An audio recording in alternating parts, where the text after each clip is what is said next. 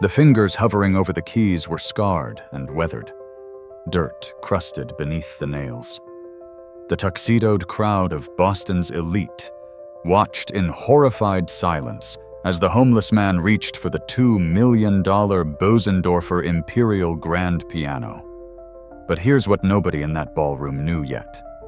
Here's the question that would haunt them for years to come. Could a man with nothing defeat a curse that had destroyed 5 of the world's greatest pianists? What had happened in the 30 minutes before this moment?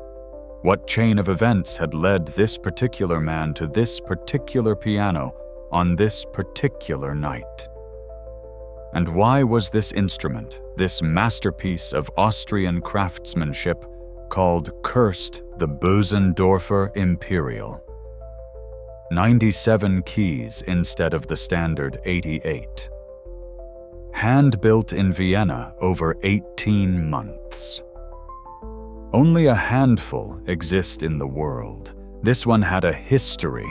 5 concert pianists had attempted to master it. 5 had failed spectacularly. 1 suffered a nervous breakdown on stage. Another's hands seized up mid-performance. 3 simply walked away, unable to coax music from its strings. The piano, they said, was cursed. It chose its player. And it had chosen no one. Until tonight. But nobody expected what would happen when the wrong person sat down at that piano. Nobody could have predicted that a homeless man in a torn jacket would succeed where masters had failed. This is the story of how it happened.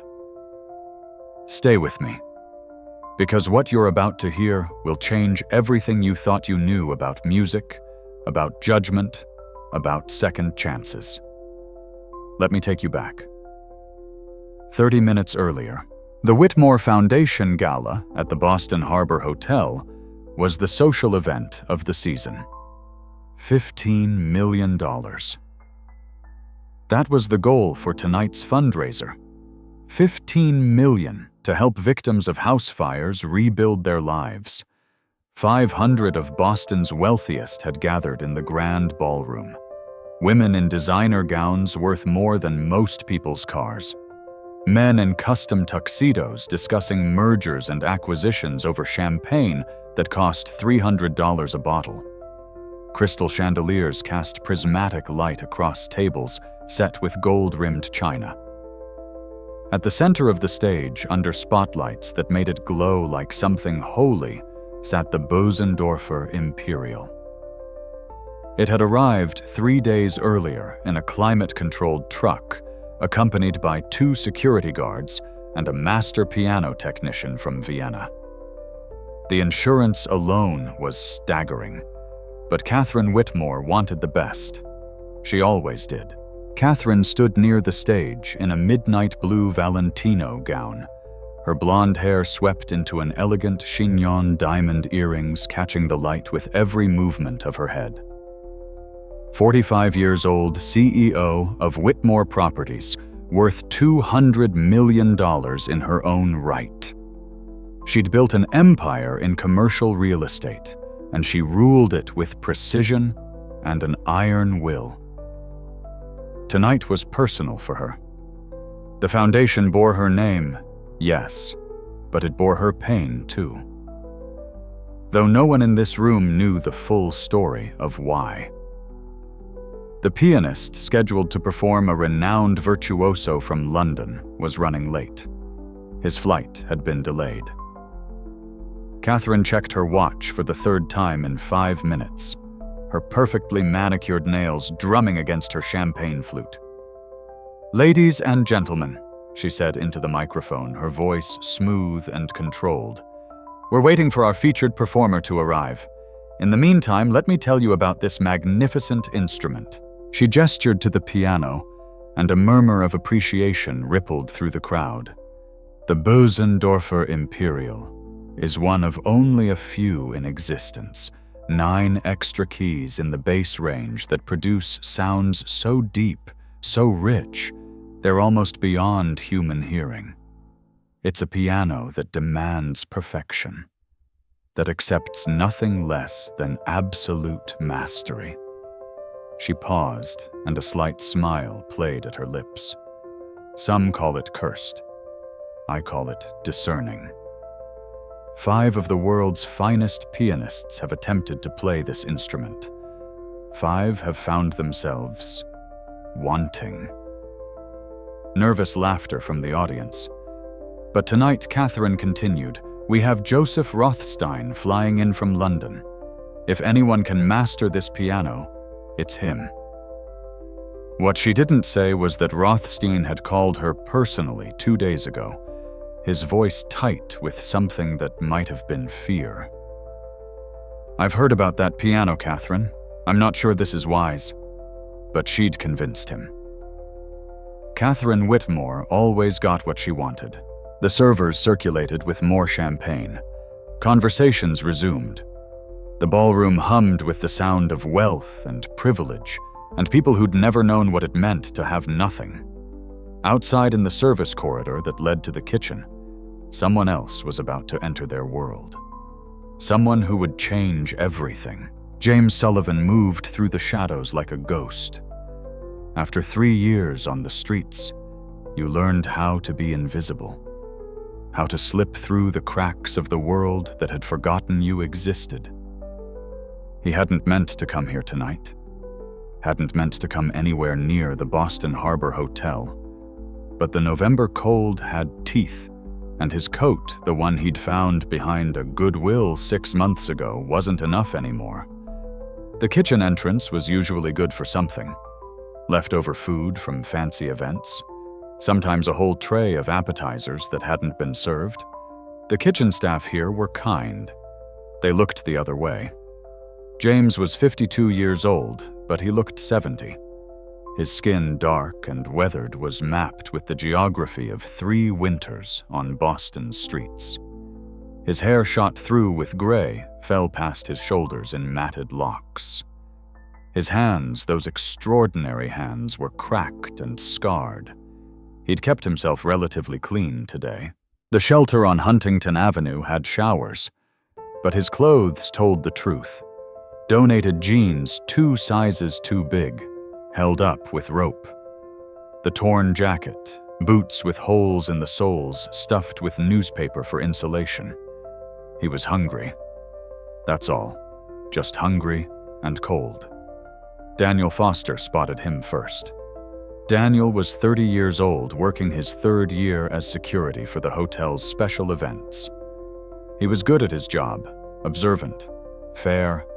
He'd grown up in Dorchester, knew what struggle looked like, remembered when his own family had been 1 paycheck from disaster. "Hey, Daniel," said, not unkindly. "You can't be back here, man." James turned, and Daniel saw his eyes. Brown eyes that held something unexpected, something that didn't match the rest of him. "I'm sorry," James said. His voice was rough from disuse, but educated. Daniel noticed that. "I was just looking for the kitchen. I'll go." "Wait." Daniel stepped closer. James didn't smell like alcohol. Didn't smell like drugs.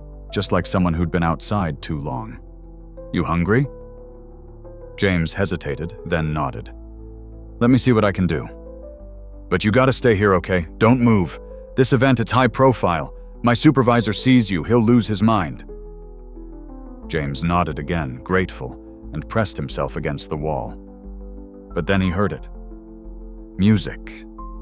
No, not music exactly. The promise of music. The potential of music. He turned toward the sound, drawn like metal to a magnet. The service corridor opened slightly onto the main ballroom. Through the gap, James could see the stage and the piano. His breath caught in his throat. A Bösendorfer Imperial. He knew it instantly. Knew it from the extended keyboard, from the distinctive curve of the case, from the way it sat on the stage like a waiting presence. He'd only seen one once before. 15 years ago. At a private concert in Manhattan, back when he was a different person. Back when his name meant something in the music world. James took a step forward, then another. Daniel had disappeared into the kitchen. The corridor was empty. Just James and the pull of that piano, stronger than hunger, stronger than cold, stronger than the survival instinct that had kept him alive for 3 years. He moved toward it like a man in a trance. He didn't see the second security guard, a thick-necked man named Russo, until Russo's hand clamped on his shoulder. "What the hell?" Russo spun James around. "How'd you get in here?" James tried to explain, but Russo wasn't listening. He was already speaking into his radio. "We got a situation. Homeless guy in the service corridor, near the main ballroom." "No," James said. "I wasn't trying to save it." Russo grabbed James's arm, started pulling him toward the exit, but they had to pass through the ballroom to get there. The fastest route, the shortest path. Russo dragged James through the service entrance into the golden light of the gala. 500 heads turned. The conversations died like someone had cut a wire. Catherine Whitmore, mid-sentence at her table, looked up and froze. James stood there, held by Russo's meaty hand, exposed under the chandeliers. He looked exactly like what he was, a homeless man who didn't belong. His torn jacket, his rope belt, his weathered face. The contrast was obscene. The wealth of the room pressed against the poverty of his appearance, like two weather systems colliding. "My apologies," Ms. Whitmore Russo called out. "We're handling this." Catherine rose from her seat, her face flushed with anger and embarrassment. This was her event, her gala, her reputation. She crossed the ballroom in quick, sharp steps, her heels clicking against the marble floor like gunshots. "How did this happen?" Her voice was ice. "How did he get in here? We're removing him now, ma'am." But James wasn't looking at Catherine, wasn't looking at the crowd. He was looking past them all at the stage, at the piano. His eyes were locked on it with an intensity that was almost frightening. Catherine followed his gaze and saw what he was staring at. Her expression hardened further. "Get him out," she said, "now." But as Russo pulled James toward the exit, James did something unexpected. He spoke. "It's out of tune," he said. The room went even quieter, if that was possible. Catherine turned slowly. "What did you say?" James met her eyes for the first time. "The piano. The Bösendorfer. It's out of tune. The E-flat above middle C. It's sharp, just slightly, but enough to matter." Scattered laughter rippled through the crowd. The absurdity of it. A homeless man critiquing a $2 million piano. Catherine's face went red. "You have no idea what you're talking about. That piano was tuned yesterday by a master technician who flew in from Vienna." "I know," James said quietly. "But the humidity in this room changed overnight. The heating system. It affected the strings. Just that one note. E-flat. More laughter, louder now. Someone at a table near the front called out, "Maybe he's a piano tuner." The joke got a big laugh. Catherine's eyes blazed. She wasn't used to being contradicted. Certainly not by someone like this. "Remove him," she said to Russo. "Immediately." But an older man stood up from a table near the stage. Richard Blackwell, 78 years old, made his fortune in tech 30 years ago. He had a reputation as an eccentric. He was also tone-deaf and knew it, which made him find humor in moments like this. "Wait," Richard said, his voice carrying.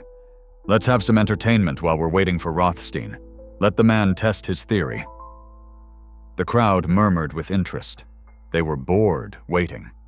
This was unexpected drama. Catherine turned to Richard, her expression furious. "Richard, this is hardly..." Come on, Catherine. Where's your sense of humor? Richard was grinning. Let him try. What's the worst that could happen? We get a laugh. Others were nodding, now warming to the idea. The mood of the crowd shifted. They wanted this. Wanted to see the homeless man fail. Wanted the entertainment of watching someone so far beneath them try and fail at something they could never do. It was cruel.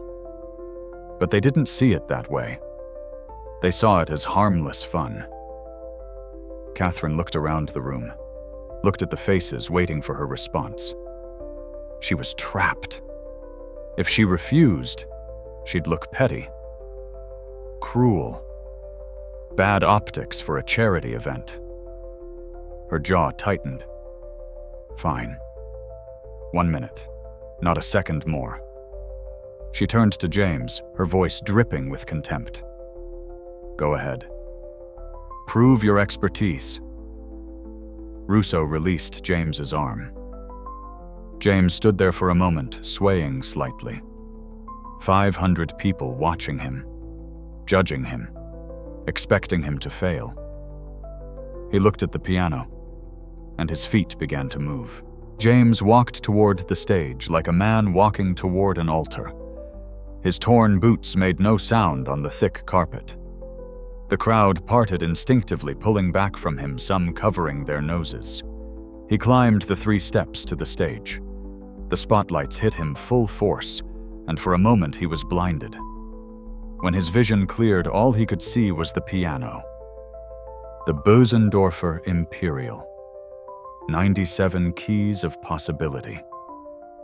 His hands trembled as he approached it. This close he could see every detail. The ebony and ivory keys immaculate. The hand-rubbed finish of the case deep black that seemed to absorb light. The music stand empty. Waiting. Well, Catherine's voice cut through his reverie. She'd followed him onto the stage, standing at a distance, arms crossed.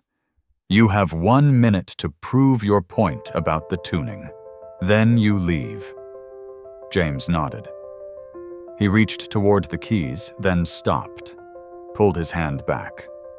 What Catherine said impatiently. Changed your mind? My hands, James said quietly. They're dirty. I don't want to soil the keys. Someone in the crowd laughed. A homeless man with standards. But an elderly woman in the front row. Mrs. Adelaide Chen saw something others missed, saw the genuine reverence in James's gesture. She reached into her purse, pulled out a packet of wet wipes, and held them up. Daniel, who'd returned from the kitchen and was watching from the side, grabbed the wipes and brought them to James. Here, man, Daniel said quietly. Clean up. James took them grateful. He methodically cleaned his hands 1 finger at a time. The wipes came away black with dirt and grime. When he was done, his hands were still scarred, still weathered, but clean. He placed them on the keys. The room held its breath. James played E-flat above middle C. The note rang out clear in the silent ballroom. He held it, let it sustain, then released. Then he played E-flat an octave higher, then an octave lower, creating a reference. He came back to the original note, played it again. There he said softly, You hear it? Just slightly sharp, maybe 15 cents. Not enough to ruin a performance, but enough to bother someone who's listening carefully. Catherine stared at him. That's absurd. You can't possibly. He's right. The voice came from the back of the ballroom. Everyone turned. A man in his 60s stood near the entrance holding a leather case. Harold Zimmerman, the master technician from Vienna, who'd tuned the piano. He'd returned to check on the instrument before the performance. Harold walked down the center aisle, his expression grave. He climbed onto the stage, pulled a tuning fork from his jacket pocket, and struck it against his palm. He held it near the contested key while James played the note again. The interference pattern was clear if you knew how to listen. The slight wavering that indicated frequencies slightly out of phase. Harold's face went pale. Mein Gott, he's correct. The humidity shift. I should have checked again tonight. The ballroom erupted in shocked murmurs. Catherine stood frozen, her carefully constructed evening unraveling. James sat very still at the piano, his hands resting on the keys. For a moment, just a moment, he looked like he belonged there. Richard Blackwell stood up again, clapping slowly. Well, well, color me impressed. The man knows his pianos. Others joined the applause, uncertain, confused. They didn't understand what had just happened, just knew that somehow, inexplicably, the homeless man had been right. James started to stand to leave the stage. He'd done what they asked, more than they asked. But as he stood, his fingers brushed across the keys in an unconscious gesture. Just 3 notes, nothing more. B flat. C, D, the opening of Moonlight Sonata. He froze. The notes hung in the air like a question. Catherine saw his face change, saw something crack in his expression. Pain, longing, memory. Wait, she said, surprising herself. Do you play? James looked at her, looked at the piano, looked at his hands. I used to, he said. His voice was barely audible. A long time ago. How long ago? 3 years. He paused. 3 years, 2 months, and 17 days. The specificity of it silenced the crowd. Catherine studied him, really looked at him for the first time. Past the dirt, past the torn clothes, past the weathered skin. Looked at his eyes, saw the intelligence there, the education, the something that didn't fit. What's your name? She asked. James? James Sullivan. The name meant nothing to her, nothing to anyone in the room. The music world is vast, and fame is fleeting. He'd been a professor, not a performer. His name had never been in lights. Will you play something, James Sullivan? The question surprised everyone, especially James. He stared at her. I haven't played in 3 years. You just did. 3 notes. That's not the same as, are you afraid Catherine didn't mean it kindly? There was challenge in her voice. Edge. She was still angry about the embarrassment, about being wrong about the tuning. Some part of her wanted to see him fail now, wanted to restore the natural order of things. James looked at the piano, felt its pull. The same pull that had drawn him here in the first place. Yes, he said honestly. I'm terrified. Then play anyway. The crowd was riveted now. This had gone beyond entertainment. Something else was happening. Something none of them fully understood yet. James sat back down on the bench. It was padded leather, expensive, comfortable. How long since he'd sat on anything that nice? His hands hovered over the keys. 3 years, 2 months, and 17 days since he'd last touched a piano. 3 years, 2 months, and 17 days since the night that destroyed everything. The memories came flooding back. To understand what happened next, you need to understand who James Sullivan used to be. 15 years ago, James was a professor of piano at Juilliard, the Juilliard School in New York City, one of the most prestigious music conservatories in the world. He was good at what he did. Not a virtuoso himself, but a master teacher. He could hear what a student was doing wrong in the first 3 notes, could diagnose technical problems with surgical precision. could unlock potential that students didn't know they had. His office was on the 3rd floor overlooking 65th Street. On the walls were photographs. His degrees: bachelor's from Oberlin, master's from Indiana University, doctorate from Manhattan School of Music, pictures of himself with famous pianists, a signed poster from Evgeny Kissin. But the photo he looked at most often was the one on his desk. A woman and a little girl. Laura and Emma. Laura Sullivan had been a violinist. That's how they met. A chamber music concert at Oberlin when they were both 20 years old. She was playing Brahms, and he was accompanying on piano. They'd locked eyes during the performance, and he'd nearly lost his place in the music. They were married 2 years later. Emma came along 5 years after that, born on a snowy February morning in Manhattan. 8 pounds, 3 ounces. A full head of dark hair and her father's brown eyes. James had held her in the hospital and played her a lullaby on an imaginary piano in the air. Laura had laughed. "She's 2 hours old, James. Give her time before you start her lessons." But Emma had music in her blood, from both sides. By the time she was 5, she was picking out melodies on the upright piano in their apartment in Brooklyn. By 6, she was taking formal lessons. By 8, she was exceptional. Not just talented, exceptional. She had what James called the gift, that indefinable thing that separated good from great. Technical skill could be taught, but musicality, that deep understanding of what the notes meant, what they were trying to say, that was either in you or it wasn't. Emma had it. She would sit at the piano for hours, her small legs dangling above the pedals, playing through pieces with fierce concentration. Her favorite was Beethoven's Moonlight Sonata.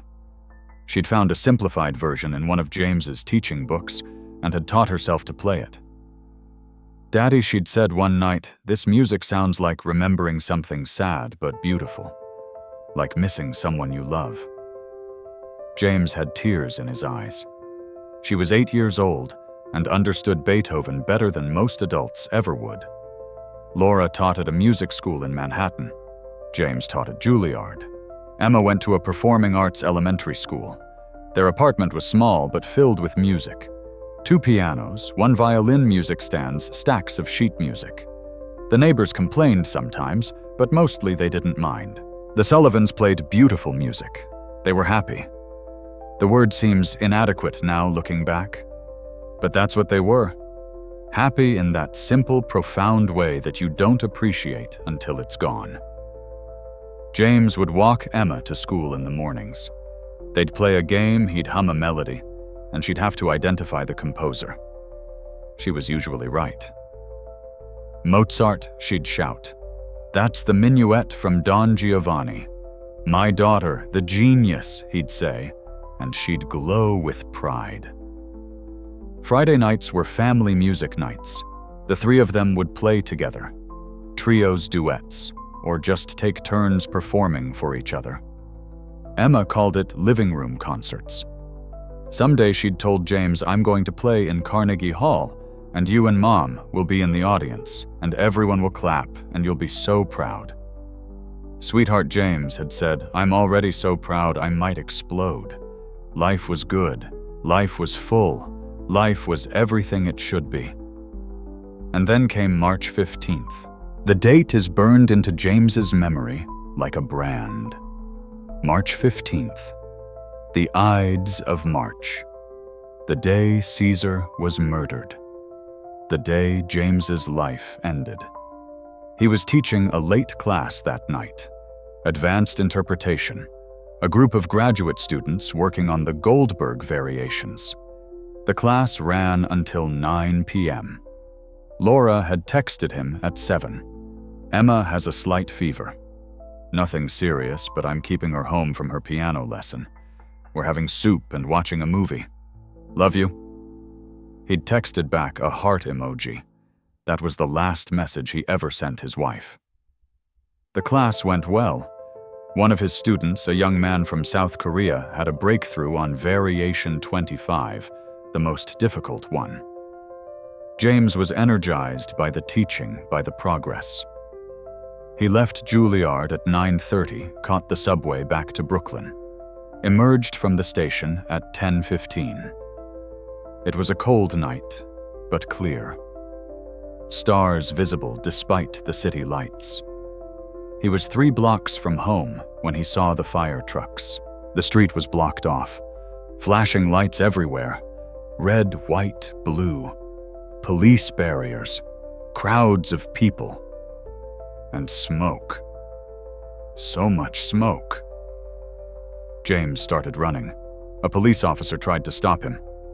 "Sir, you can't go through here." "That's my building," James said. "My family, my wife, and daughter." The officer's face changed. Pity flooded into his expression, and James knew. Before anyone said anything, he knew. "I'm sorry," the officer said. "The fire started about 40 minutes ago. Electrical fault in the walls, they think. Old building. It went up fast. My family," James said again. The words felt thick in his mouth. Not real. Did they get out? The officer didn't answer. Didn't have to. James broke past him, ran toward the building. Other officers grabbed him, held him back. He fought them, screaming Laura's name, screaming Emma's name. The building was fully engulfed, flames shooting from the windows of their 4th-floor apartment. Their windows, where he'd kissed Emma goodnight 1,000 times, where they'd had their living room concerts, where they'd been happy. A firefighter came over his face, sooty, exhausted. "You live here 4th floor."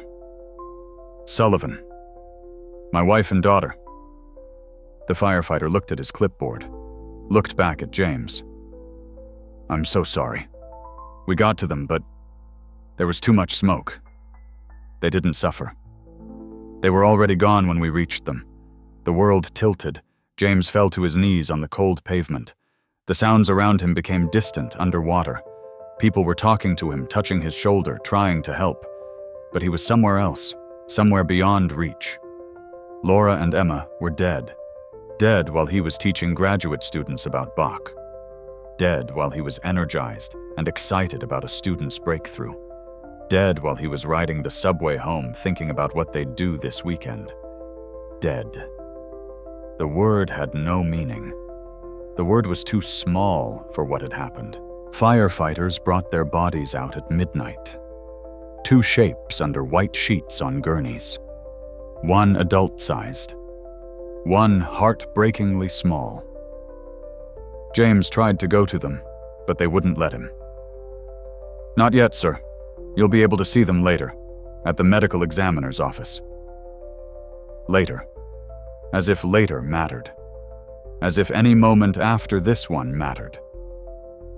He stood in the street until dawn, watching his building burn and smoke, watching everything he loved turn to ash. The funeral was 4 days later. James didn't remember much of it. People talked to him. He nodded. Laura's parents were there, destroyed. Emma's teacher from school, colleagues from Juilliard. Someone played violin. Someone played piano. James didn't hear it. They were buried side by side in a cemetery in Queens. March 19th. A cold, gray day with rain that felt like the sky was crying. James stood at their graves after everyone else had left. Stood there until the cemetery workers told him they had to close the gates. That night he went back to his temporary hotel room. Juilliard had given him leave. Laura's parents had offered to let him stay with them. He'd refused everything. He sat on the edge of the bed and realized he had nothing. No home, no family, no reason to get up tomorrow. The guilt was crushing. If he'd been home, if he'd not taught that late class, if he'd checked the smoke detectors more recently. If. The next few months were a blur. James tried to go back to teaching. Lasted 2 weeks before he had a breakdown in the middle of class. Couldn't get through it. Kept seeing Emma in the faces of his students. Juilliard put him on extended leave, suggested therapy. He went twice, couldn't talk about it. Laura's parents tried to stay in touch. He stopped answering their calls. They reminded him too much of what he'd lost. He couldn't play piano. Couldn't even look at a piano without seeing Emma's small hands on the keys. Hearing her voice. "Daddy, listen to this part." By July, he'd stopped paying rent on the new apartment. By August, he'd maxed out his credit cards. By September, he was sleeping in his car. By October, he'd sold the car. He drifted. New York to Philadelphia to Baltimore. Took buses until he ran out of money. Then walked. Then hitched rides. Eventually ended up in Boston. No particular reason. Just where he happened to stop. 3 years of living on the streets. 3 years of shelters and soup kitchens and cold nights, and learning how to be invisible. 3 years of trying to forget that he'd ever been anyone else. He avoided music, crossed the street when he passed music stores, wore earplugs when he had them to block out street musicians. Because music hurt too much. Music was Emma playing Moonlight Sonata. Music was Laura practicing violin. Music was everything he'd lost. Until tonight. Tonight, something had pulled him here. To this ballroom. To this piano. He'd told himself it was hunger, but maybe it was something else. Maybe it was time. James sat at the Bösendorfer, his hands hovering over the keys. The ballroom was silent. 500 people barely breathing. He looked down at the piano bench. Remembered Emma sitting beside him on their bench at home. She'd needed a phone book to reach the pedals. She'd lean against him while he played her head on his shoulder. "I like the way you smell, Daddy. Like coffee and old books." The memory hit him like a physical blow. His eyes stung. Catherine Whitmore watched from the side of the stage. She'd seen something shift in James's expression. Seen the pain there. It made her uncomfortable. Made her think of her own pain, the kind she worked very hard to keep buried. "Are you going to play?" she asked more gently than before. "Or would you rather not?" James took a shaking breath. "I'm going to play. What piece? Moonlight Sonata?" "Beethoven. First movement." A murmur went through the crowd. Everyone knew it. One of the most famous piano pieces ever written. Beautiful, haunting, deceptively difficult. It sounded simple, but required extraordinary control, extraordinary feeling. Harold Zimmerman, the tuner, had quickly adjusted the E-flat key. The piano was perfect now. As perfect as a piano could be. James's hands shook as he positioned them over the keys. His fingers had gone stiff from 3 years without playing. Would they even remember? Would the muscle memory still be there in the audience? Daniel Foster leaned against the wall, watching. He'd brought James those wet wipes. He felt invested now. Wanted this strange, sad man to succeed. Didn't fully understand why. Mrs. Adelaide Chen, the elderly woman in the front row, leaned forward in her seat. She was 86 years old, a retired music teacher herself. She'd heard thousands of piano performances in her life. Something about this moment felt different, important. Richard Blackwell watched with amusement. He'd started this after all. Let's see how it played out. Catherine's business partner, a man named Gregory Wells, whispered to her, "Why are you letting this continue? It's gone on long enough." Catherine didn't answer. She didn't know why she was letting it continue. Just knew that she had to. James closed his eyes. Behind his eyelids, he saw Emma. 8 years old, missing her front tooth, sitting at their piano at home. "Daddy, when you play this song, I feel like I'm floating in space. Like I'm very small, but the music is very big." "That's exactly right, sweetheart. That's exactly what Beethoven wanted you to feel.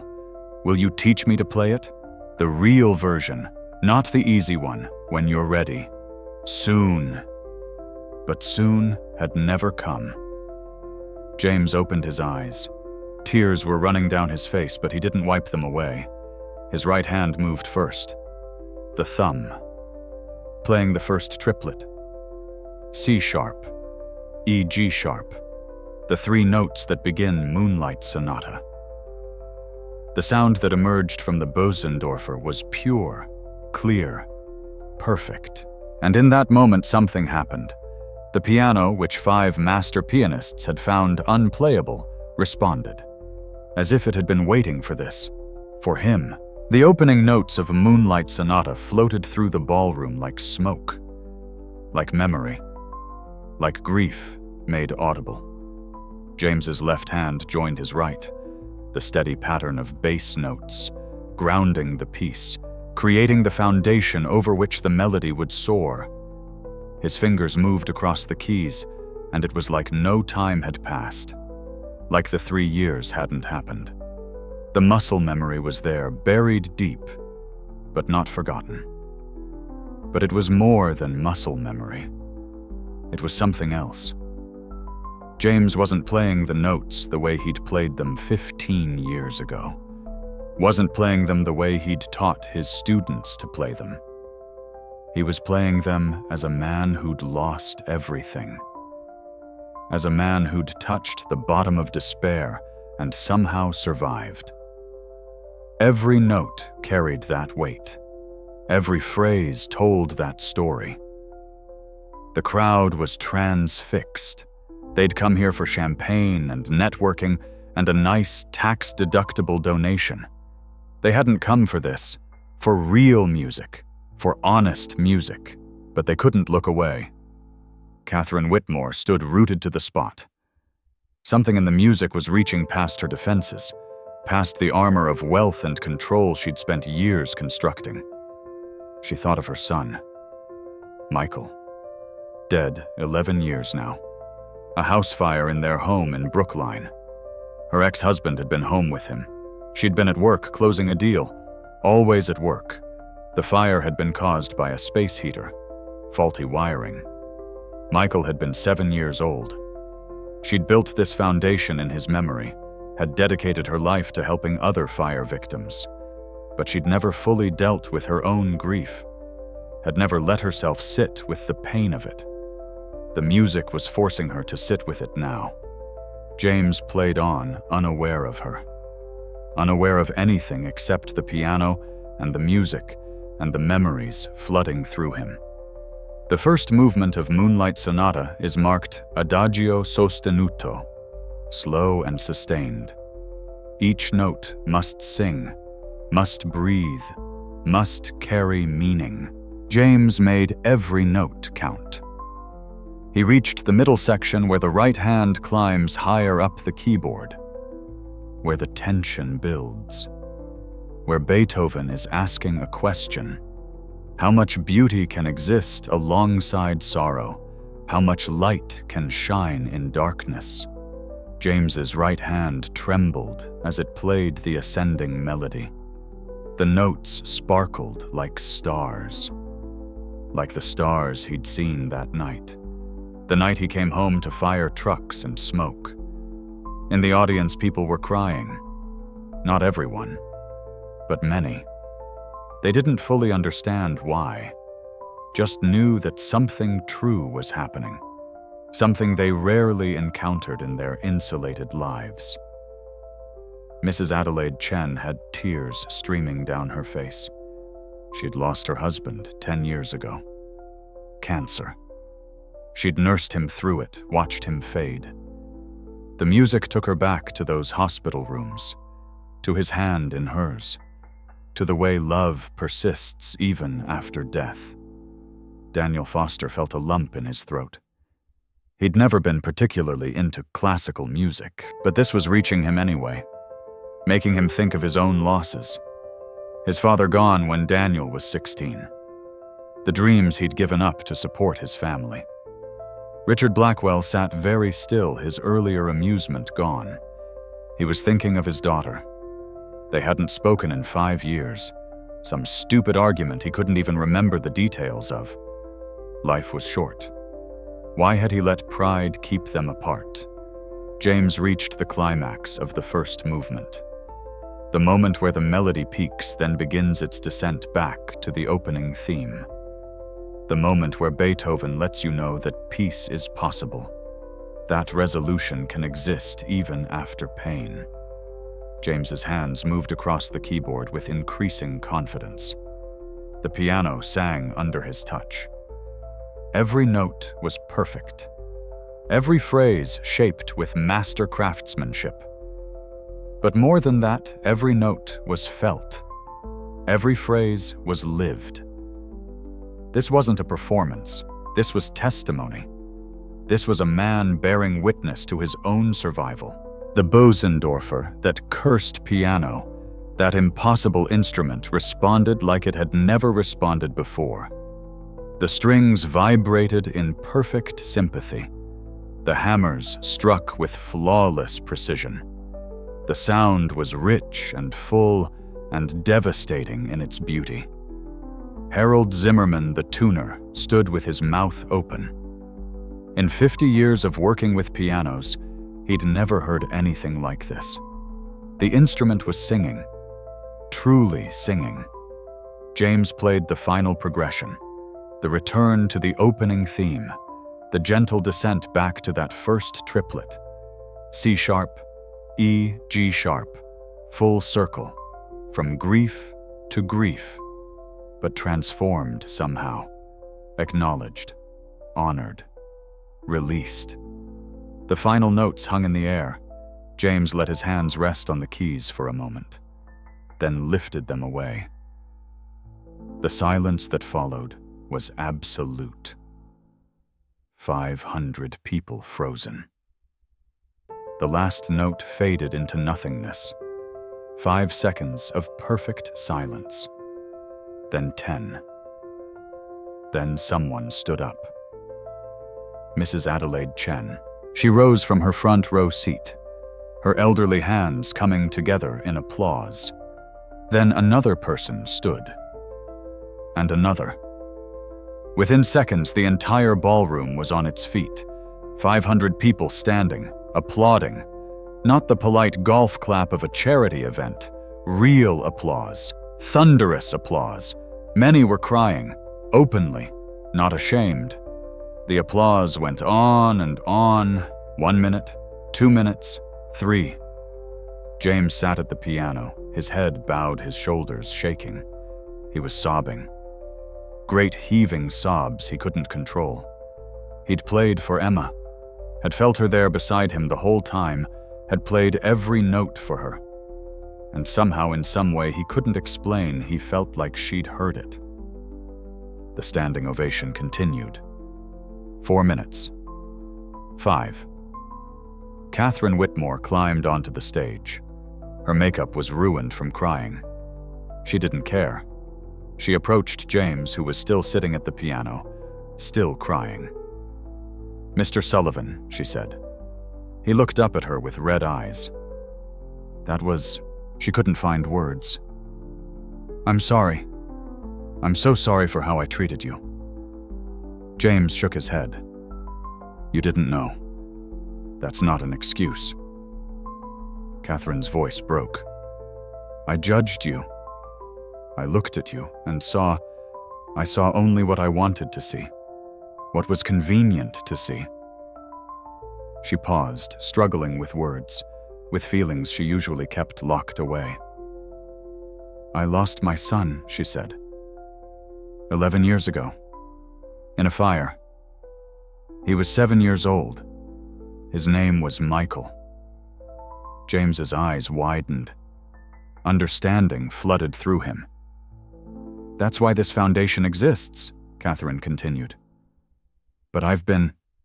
I've been going through the motions, raising money, hosting events, never really facing what happened, never really grieving." She gestured to the piano. "But you made me feel it. For the first time in years, I let myself feel it." Tears ran down her face. "Thank you. Thank you for your music. Thank you for reminding me what matters." The crowd was still applauding, still standing. James stood up slowly from the piano bench. He was unsteady on his feet. 3 years of malnutrition and street life had taken their toll. Catherine steadied him with a hand on his arm. "How long since you ate?" she asked. "I don't remember." She turned to the crowd, held up a hand for silence. The applause gradually died down. "Ladies and gentlemen," Catherine said, her voice amplified by the room's acoustics. "This is James Sullivan. Tonight he has given us a gift, a reminder of what music can do, what it can mean, what it can heal." She paused, looking at James. He was a professor at Juilliard, a teacher of piano, and he has a story that I think we all need to hear. She turned to James. "Would you tell them? Would you share your story?" James looked out at the sea of faces. 500 wealthy people in their designer clothes and jewelry, people who lived in a different world than he did now. But they were crying. Many of them. They'd felt his music. They'd understood it even without knowing the story behind it. Maybe they were ready to hear it. "Yes," he said quietly. "I'll tell them." James stood on the stage, still trembling. Catherine brought him a chair, a glass of water. He drank it gratefully, not realizing how thirsty he was. The crowd settled back into their seats, but the atmosphere had changed. The polite distance of a charity gala had evaporated. Something real had entered the room. James began to speak. He told them about Laura and Emma, about their life together in Brooklyn, about Emma's talent, her joy, her laughter, about the night of the fire, about the guilt that had consumed him, about the slow slide into homelessness. He spoke for 20 minutes, his voice rough but clear. He didn't hide anything, didn't try to make it prettier than it was. When he finished, the silence was profound.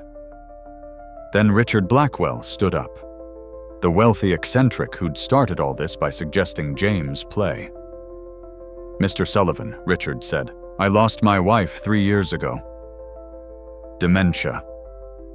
I watched her forget me piece by piece, and I've been angry ever since. Angry at God, at fate, at the universe. Your music tonight. It didn't take away the anger, but it made me feel less alone with it." Others began to speak. A woman who'd lost her brother, a man who'd lost his daughter to cancer. Person after person sharing their losses, their grief, their connection to what they'd just witnessed. The gala had become something else entirely. A gathering of strangers suddenly not strange to each other, united by the universal experience of loss and the possibility of healing. Catherine listened to all of it, tears continuing to stream down her face. This was what the foundation was supposed to be about. Not just raising money, but creating connection, creating community, creating space for people to be human with each other. When everyone who wanted to speak had spoken, Catherine returned to the stage. "Mr. Sullivan," she said, "you came here tonight looking for food. I think you found something else. And I think we all found something else, too." She paused, making a decision in the moment. "I want to help you, if you'll let me. Not because I feel sorry for you, but because you have something to offer the world. Your music, your story, your gift." James looked at her warily. He'd learned not to trust offers of help. They usually came with strings attached. "I own several properties in Boston," Catherine continued.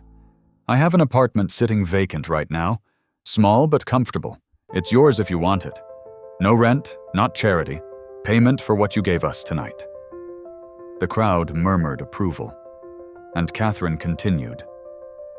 "I sit on the board of the Boston Arts Academy. We have a music program there for underprivileged kids. They need teachers, good teachers, teachers who understand what music can mean to someone who has nothing else." She looked directly at James. "Would you consider teaching again?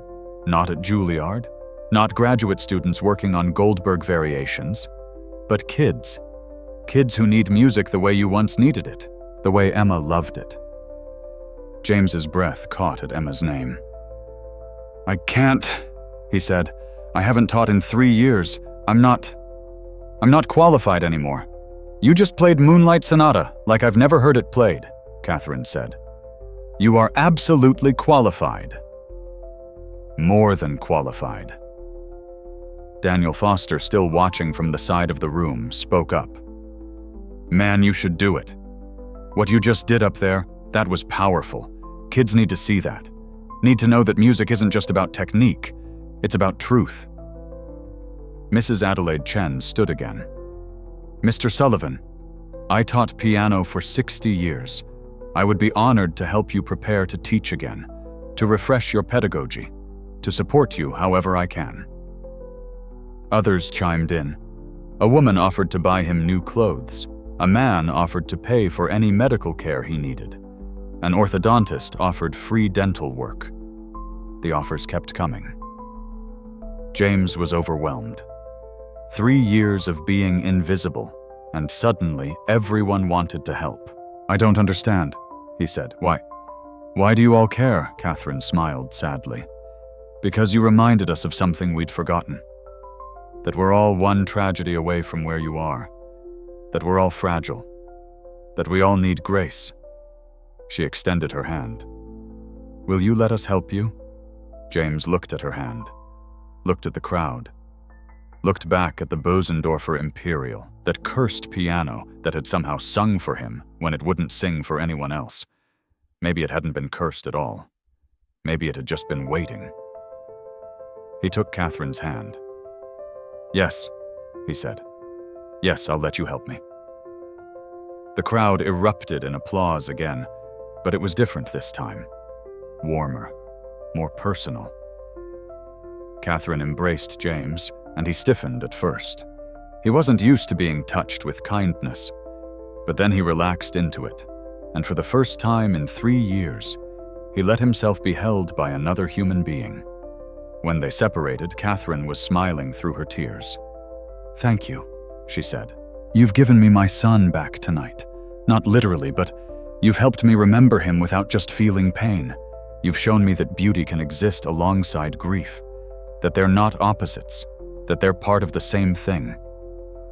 James nodded. He understood. That's what Beethoven had known. That's what Moonlight Sonata taught. Joy and sorrow aren't separate. They're woven together in every human life. The pianist from London, Joseph Rothstein, had arrived during James's performance. He'd been standing in the back, listening. Now he came forward. "Mr. Sullivan," he said, "I was scheduled to play tonight. I'm glad I didn't. What you did, that was mastery. That was why music exists." He looked at the Bösendorfer. "That piano destroyed my confidence 3 years ago. I tried to play it and couldn't. It felt like fighting against something. But you weren't fighting it. You were communing with it." James shook his head. "I just played what I felt.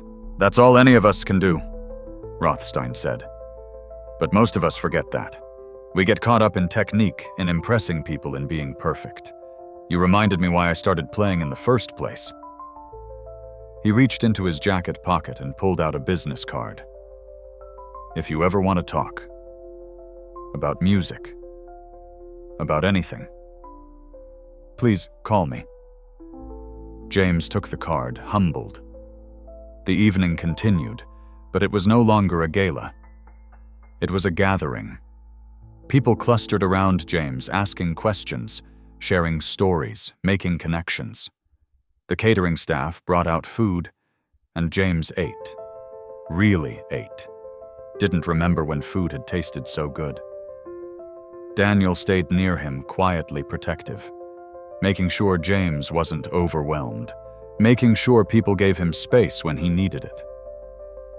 Around midnight, Catherine pulled James aside. "Come with me," she said. "Let's get you to your new apartment. You need rest. Real rest, in a real bed." James nodded. He was exhausted.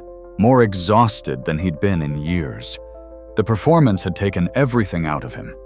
As they left the ballroom, James looked back one more time at the Bösendorfer Imperial.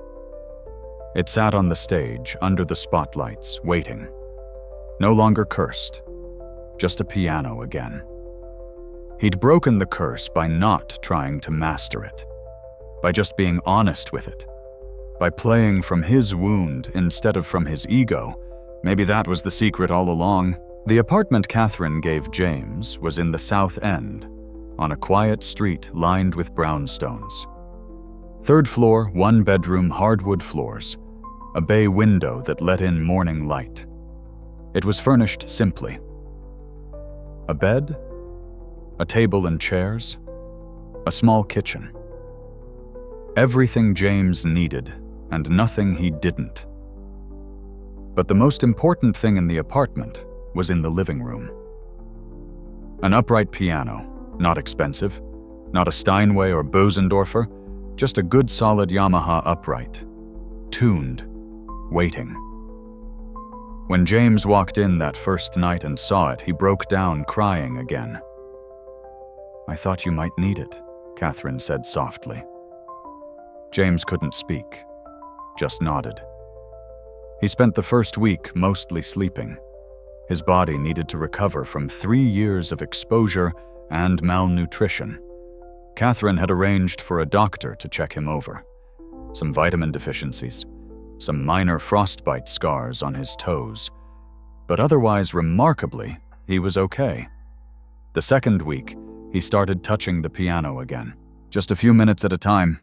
Scales, simple exercises, remembering how his hands worked. The third week, Catherine took him shopping for clothes. He protested. "You've already done too much." "James," she said, "let people help you. You spent 3 years being too proud to ask for help. Look where that got you." She had a point. By the 4th week, James was ready to think about teaching again. Mrs. Adelaide Chen was true to her word. She came to his apartment 3 times a week, and they worked through piano pedagogy together, discussing techniques for teaching beginners, reviewing theory, practicing patience. The most important thing Adelaide told him is to remember why they're learning. It's not to become virtuosos. It's to have something beautiful in their lives, something they can turn to when everything else is falling apart. James understood that better than most. The Boston Arts Academy welcomed him cautiously at first. The program director, a woman named Patricia Rodriguez, was protective of her students. "These are kids who've been through trauma," she told James. "Abuse, neglect, foster care, homelessness. They don't need someone who's going to give up on them." "I won't give up on them," James said. "How do I know that?" "Because they're me," James said simply. "I know what it's like to have nothing, to feel like the world has forgotten you exist. If music helped me survive, maybe it can help them." Patricia studied him, then nodded. "Okay, but I'm watching you. Closely." James started with just 3 students, 2 girls and a boy, all around 10 years old, all beginners. The first few lessons were awkward. James was rusty, the kids were shy, uncertain, but slowly they found their rhythm. He taught them the way his father had taught him 40 years ago, with patience, with encouragement, celebrating small victories. When one of the girls, Destiny, managed to play a C major scale with both hands together for the first time, James gave her a high five. "You did it," he said, grinning. Destiny beamed. Can I do it again? As many times as you want. By the 6th month, James had 12 students. Word had spread about the homeless man who could play the cursed piano, about the teacher who understood what it meant to struggle. Kids who wouldn't talk in their regular classes would talk to James. Kids who'd given up on everything would show up for piano lessons. Music became their sanctuary. The practice room became a safe space. James taught them more than notes. He taught them that beauty could exist in their lives, that they had something to offer the world, that their past didn't have to define their future. One afternoon, a boy named Marcus came to his lesson with a black eye. "What happened?" James asked gently. "Nothing." "Can we just play piano?" James wanted to push, but he also remembered what it was like to not want to talk about pain. "Okay," he said. "What do you want to play?" "Something angry," Marcus said. So James taught him a simplified version of Beethoven's Appassionata, something with fire in it, something that could hold rage and transform it. Marcus attacked the keys with fury, played with all his hurt and anger pouring through his fingers. When he finished, he was crying. "It's okay," James said. "Music can hold all of it. Whatever you're feeling, you don't have to hide it here." Marcus nodded, wiping his eyes. The next week he came back with a social worker. His stepfather had been arrested for domestic violence. Marcus and his mother were being moved to a safe house. "Can I still come to lessons?" Marcus asked James. "Always," James said. "As long as you want to." These were the moments that mattered. Not the standing ovations or the newspaper articles that had been written about him, but these small moments with kids who needed someone to believe in them. James and Catherine became close friends. Not romantic, but something deeper in some ways. Two people who'd survived tragedy and found each other on the other side of it. They met for coffee every week, talked about their kids, about music, about the foundation, about life. "You saved me," Catherine told him one afternoon. "No," James said. "You saved me. You gave me a reason to keep living." "We saved each other," she said. That felt right. Catherine told him about Michael. Really told him. Not just the facts of his death, but who he was. His laugh, his obsession with dinosaurs, the way he'd wake her up on Saturday mornings demanding pancakes. "He would have loved your music," she said. "Emma would have loved your strength," James replied. They cried together sometimes, remembered together, kept their children alive through stories. A year after the gala, the Whitmore Foundation launched a new program, Music Therapy for Trauma Survivors. James helped design it. They brought in professional therapists and musicians, created a curriculum that used music to help people process grief and loss. It was wildly successful. Lives were changed. Healing happened. James created a scholarship fund in Emma's name. Emma's Dream Musical Education for Children in Need. It funded piano lessons, instruments, and music camps for kids who couldn't afford them. The first recipient was Destiny, the girl who'd been so proud of her C major scale. At the scholarship ceremony, James played Moonlight Sonata again, but it sounded different now. Still sad, still beautiful, but with something else woven through it. Hope. 2 years after the gala, James performed a full recital at Boston Symphony Hall. It was a benefit concert for the foundation. Every seat was sold. Catherine sat in the front row where she always sat now when James performed. The program included Beethoven, Chopin, Brahms, but he ended with Moonlight Sonata. Always Moonlight Sonata. As he played, he felt Emma's presence, not as pain anymore, not as loss, but as love, as the best thing that had ever happened to him. The music poured out of him, and he wasn't alone on that stage. Laura was there. Emma was there. All the students he'd taught. All the broken people who'd found their way back through music. When he played the final notes, the standing ovation lasted 10 minutes. But James knew the applause wasn't the point. The point was what happened next. When he went back to his apartment and practiced for the next day's lessons. When he sat with Marcus or Destiny or one of his other students and helped them find their voice through music. That was the point. The quiet work, the daily showing up, the slow rebuilding of a life.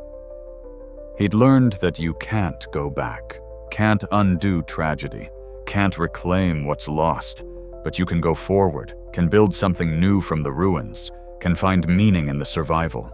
Emma was gone. Laura was gone. That truth would never change. But their love had made him who he was.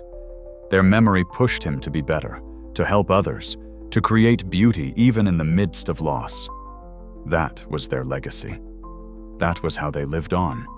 Through him, through his music, through every child he taught to play piano, through every person who heard his story and found the courage to face their own grief. 3 years after this night at the gala, James stood backstage at Carnegie Hall. Carnegie Hall, where Emma had dreamed of performing someday. He was the featured soloist with the Boston Philharmonic. They were performing Rachmaninoff's Piano Concerto No. 2, one of the most demanding pieces in the repertoire. Catherine was in the audience, of course, in the front row, where she belonged. But so were 30 of his students from the Boston Arts Academy. The foundation had paid for their tickets, their transportation, their new clothes for the occasion. They sat in a block together, nervous and excited, some of them having never been to an orchestral concert before. James could see them from the wings. Destiny, now 13, who'd become quite accomplished. Marcus, who still struggled, but showed up every week without fail. 10-year-old twins Alicia and Miguel, who played duets together. All of them were there because someone had believed in them, because someone had seen past their circumstances to their potential, the same way people had seen past James's torn jacket and weathered face that night 3 years ago. As the orchestra tuned, James thought about the journey that had brought him here. From the streets of Boston to the stage at Carnegie Hall. From a man with nothing to a man with purpose. The journey hadn't been easy. There were still hard days. Days when the grief was overwhelming. Days when he missed Laura and Emma so intensely he could barely breathe. But there were good days too. Days filled with music and students and friendship. Days that felt like living instead of just surviving. The conductor, Maestro Liu, appeared beside him. "Ready," James nodded. "Ready." He walked onto the stage to thunderous applause, sat at the Steinway Concert Grand, adjusted the bench. The orchestra fell silent. The audience held its breath. James looked out into the darkness of the hall. Somewhere out there, his students were watching. Catherine was watching. Hundreds of strangers were watching. But he was playing for 2 people who weren't there. "This is for you," he whispered. "Emma, Laura, this is all for you." The conductor raised his baton, and James began to play. The music swelled around him, orchestra and piano in perfect dialogue. Rachmaninoff's lush romanticism, his sweeping emotions, his Russian soul. James poured everything into it, his grief, his redemption, his gratitude for the second chance he'd been given. The concerto has 3 movements: joy and sorrow, passion and peace, question and answer. James played all of it. Every note honest, every phrase felt. When the final chord rang out, there was a moment of silence. Then the audience erupted. Standing ovation. flowers thrown onto the stage, people weeping. James stood and bowed. Then he gestured to his students in the audience. They stood embarrassed and proud. He pointed at them. "Those kids are the real musicians," he said into the microphone someone had brought to the stage. "They're learning that music isn't about perfection. It's about truth. About being brave enough to share your heart with the world." After the concert, there was a reception. Donors, musicians, critics, everyone wanting to talk to James to shake his hand. But James made a beeline for his students, spent the evening with them answering their questions, encouraging their dreams. Mr. James Destiny asked, "Do you think I could ever play here at Carnegie Hall?" "If you want it badly enough," James said. "If you're willing to work for it. If you remember why you're playing. Why am I playing? That's for you to discover," James said. "But I can tell you why I play. I play because music is how I stay connected to the people I've lost, how I honor them, how I transform pain into beauty." Destiny nodded, thinking about this. Later that night, James sat alone in his hotel room. The reviews would be excellent, he knew. His career as a performer was back. He could tour record, do whatever he wanted. But he also knew he'd turn most of it down, because his real work was in Boston, with his students, with the foundation, with the quiet, daily practice of helping people heal through music. He pulled out his phone and looked at an old photo, one of the few things he'd salvaged from the fire. Laura and Emma at the beach. Emma, about 6 years old, holding up a seashell, both of them laughing. "I did it," he whispered to the photo. "I made it to Carnegie Hall. For you, Emma, like you always wanted." He could almost hear her voice. "I'm so proud of you, Daddy." James smiled through his tears. The story of the cursed piano had become legend. Articles had been written about it. A documentary was in the works. People wanted to know how a homeless man had succeeded where professionals had failed. But James knew the truth. The piano had never been cursed. It had just been waiting for someone who wasn't trying to dominate it, someone who approached it with humility and honesty. Someone who understood that music isn't about showing off, it's about showing up, showing your truth, showing your humanity. The Bösendorfer Imperial now lived permanently at the Boston Arts Academy. Catherine had purchased it and donated it to the school. Students played it every day. The curse was thoroughly broken. As James lay in bed that night, exhausted and grateful, he thought about what he'd learned. You can't judge people by their appearance, by their circumstances, by the worst moment of their lives. Everyone has a story. Everyone has been broken by something. Everyone deserves compassion, patience, a second chance. Music can heal what medicine can't touch, can reach parts of us that words can't access, can make us whole when we thought we were beyond repair. And perhaps most importantly, loss doesn't have to destroy you. It can transform you, can make you more compassionate, more present, more alive.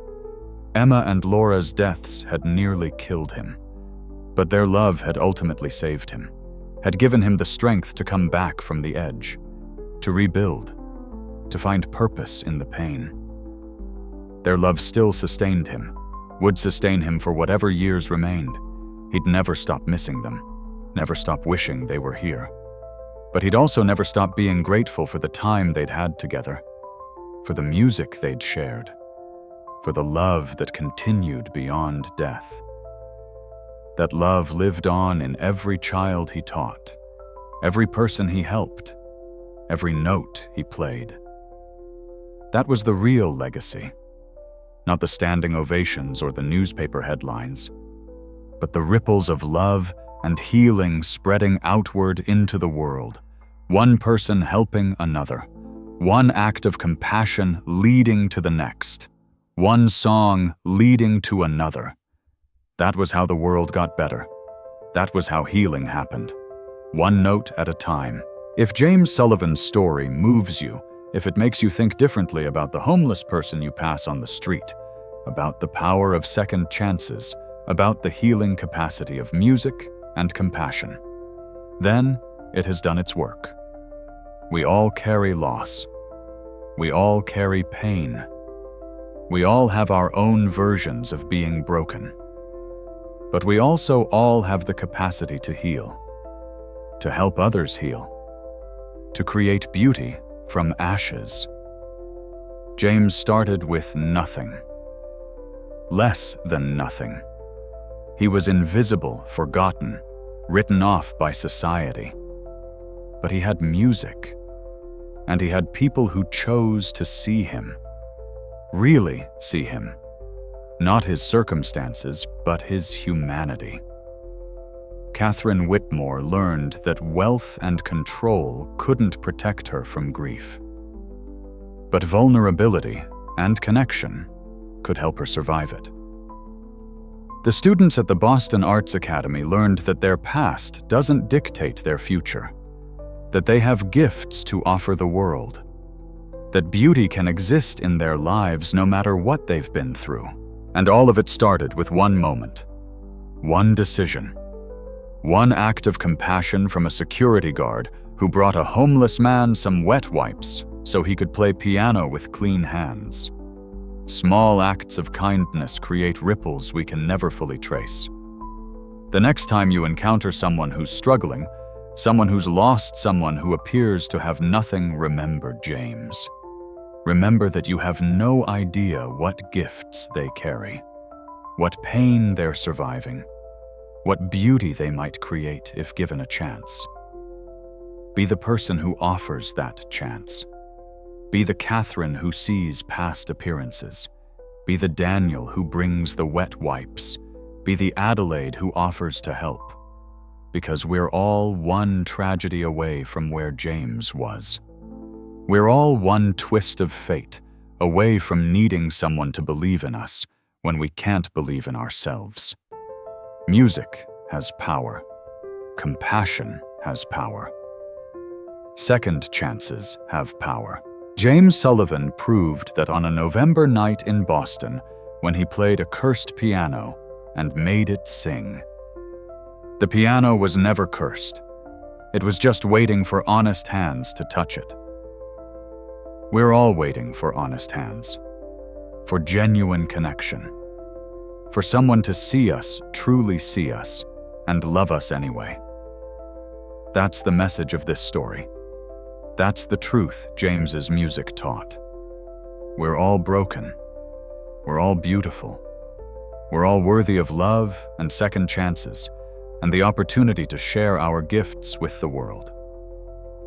If this story touched you, share it. Tell it to someone who needs to hear it. Remember it the next time you're tempted to judge someone by their appearance. And maybe, just maybe, the next time you hear Moonlight Sonata, you'll remember James Sullivan. You'll remember that behind every piece of music is a human story. Behind every performance is a life lived with all its joy and tragedy. Listen for those stories. Look for them. Honor them. That's how we heal. That's how we survive. That's how we become more fully human. One note at a time. One act of compassion at a time. One second chance at a time. Thank you for listening to James's story. May it inspire you to write your own.